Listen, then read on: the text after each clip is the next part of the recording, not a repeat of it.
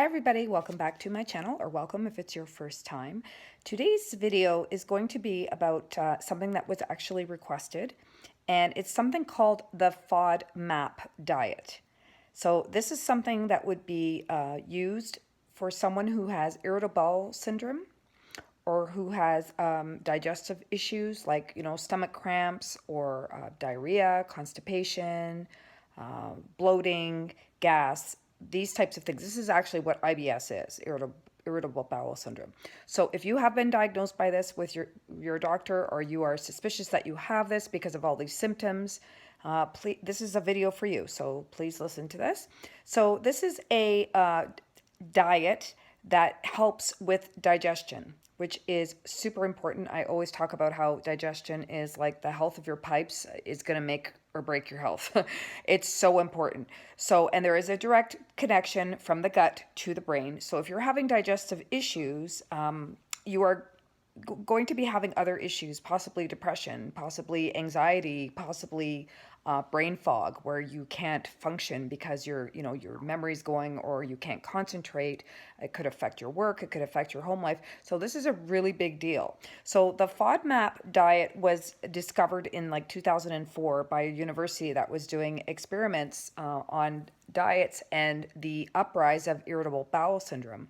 So they found that this was, constant. I remember being diagnosed with irritable bowel syndrome in my early 20s, and nobody was able to tell me anything. The doctor just said, avoid this food or this food. I wasn't given a list. I wasn't really given anything.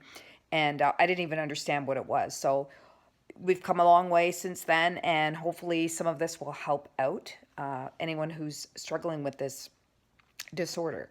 So low FODMAP diet is something that is recommended to people that are experiencing IBS. It is not a long-term solution by any means, but it's a really great way to find out what foods are causing issues and what to avoid, right? So that's what I love about it. So the FODMAP diet, FODMAP is an acronym that stands for, I've written it down, so please bear with me, for fermentable oligo monosaccharides polyols. Yes. So that's why it's called FODMAP, because we don't say these big long words all the time, right? So anyway, the FODMAP, these words that I just told you are carbohydrates. So they are short chain carbohydrates, or sugars, or alcohol sugars found in foods either naturally or added. So the foods that I'm going to talk about today are neither, I'm not going to say some of them are not great for you, but some of them are actually good for some people, right? This is the thing with holistic nutrition, is that what's good, as I always say, what's good for me might not be good for you, might not be good for somebody else. And we can't possibly say, as society, everybody should be eating this because it's good for you. It doesn't always work that way. It doesn't always agree with, my body or your body.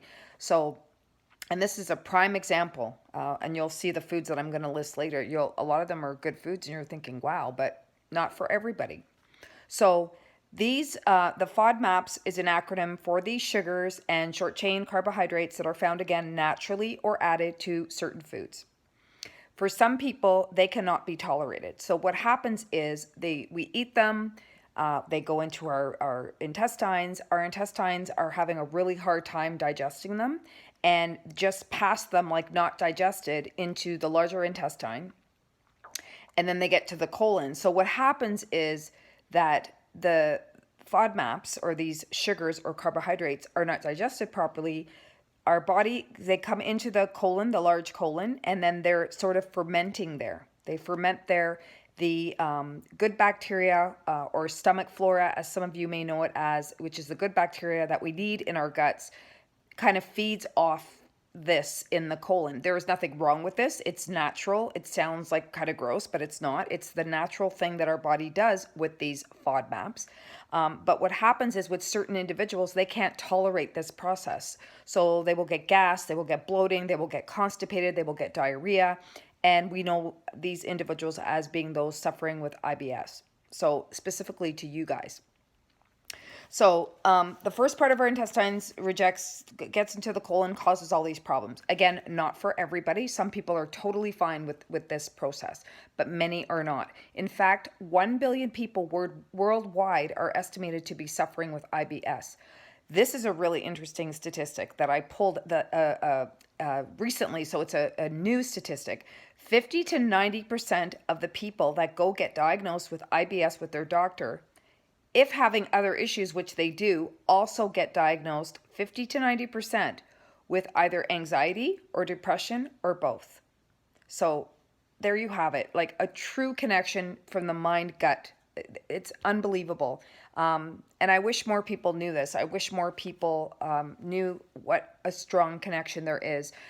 We all know serotonin, which is that feel good hormone. Well, I think it's like 80% of it is in our gut, is made in our gut. So if we're having problems with digestion and we're having problems with something like IBS, it's not our serotonin is not, we're not producing it in our brain and not producing it and feeling good, right? So we're not producing it at all.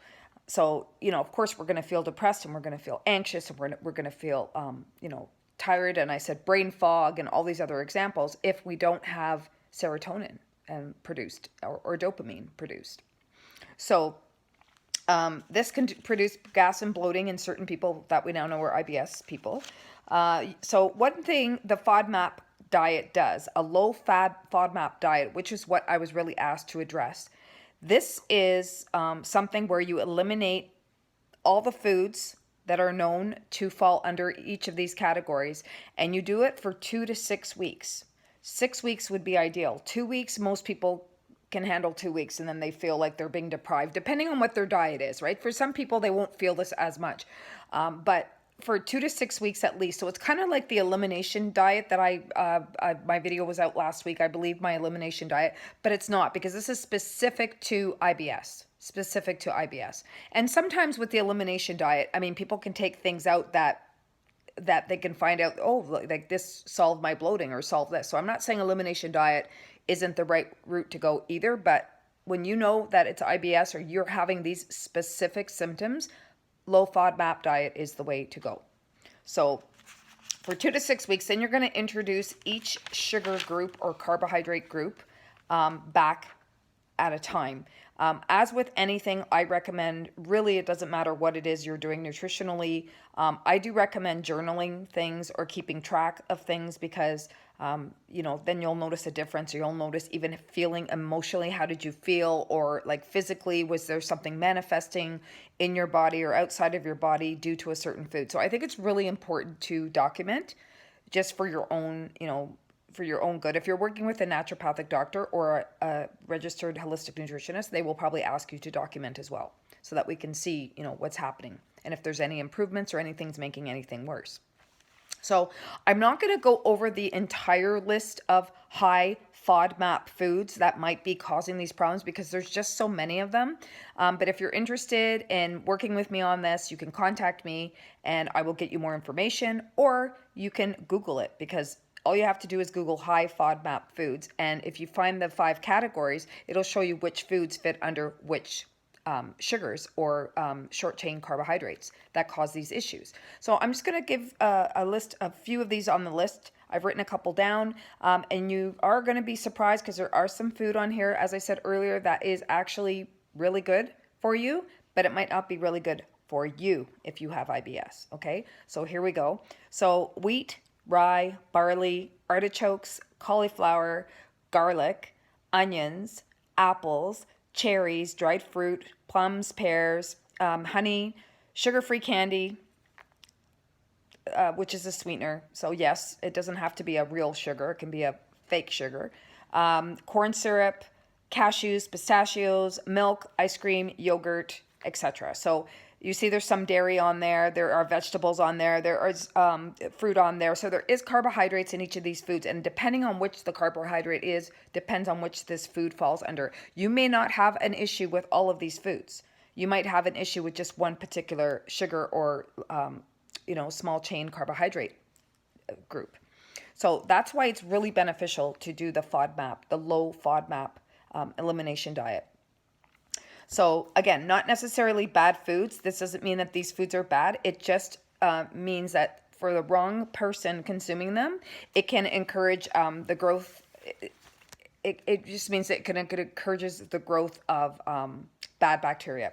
So The other ways to reduce bloating. So I'm going to talk about other ways to reduce bloating. I forgot to mention the person that requested this is having issues with bloating as well. So if you're having just issues with bloating and you're not having maybe some of the other issues I mentioned, like constipation, diarrhea, gas, and all these other things, you can certainly try the FODMAP diet if you know that you have IBS, irritable bowel syndrome. So this little part here is just for bloating. I'm just going to give you some quick ways. I'm not going to go into details on how to reduce bloating. So eat less food. Eat less food and eat more often, but just less food. So when you're eating really fast and when you're eating a lot of food, it has a lot to break down. And I've talked about before the importance of chewing. If the food pieces are big and you're not chewing properly and it's not down to a paste, you are going to get bloating. Your body is going to see that piece of food as a foreign invader, and you are going to have digestive problems. You're going to be bloating. You're probably not going to be assimilating those nutrients properly. So chewing is so important. So we have to slow down. I'm guilty of this too when I'm hungry, but we have to slow down and we have to chew our food and not eat so fast and not eat so much at once. Number 2 is to rule out food sensitivities that might just be for bloating and not like all these IBS symptoms, which is what I talked about in my elimination diet, right? So you can eliminate, it might be another food that's causing bloating and not the ones listed on this that are specific to IBS. Avoid swallowing air when you're eating. So this is when you're talking and eating, you're taking in air. If you drink with a straw, you're taking in air. If you chew gum, you are taking in air.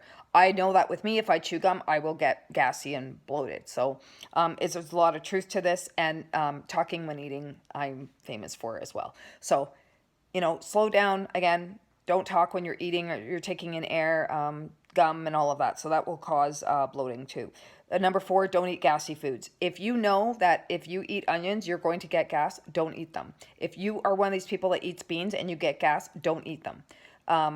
What you can do is you can soak the beans. If you soak the beans, it gets all the, it makes it less gassy, and you can soak your beans overnight. You can read on how to do that. If you want me to talk about that more in detail, you can also let me know. But there are ways, and there's also, you can eat like little bits of things until you get used to eating more and more of them, for example.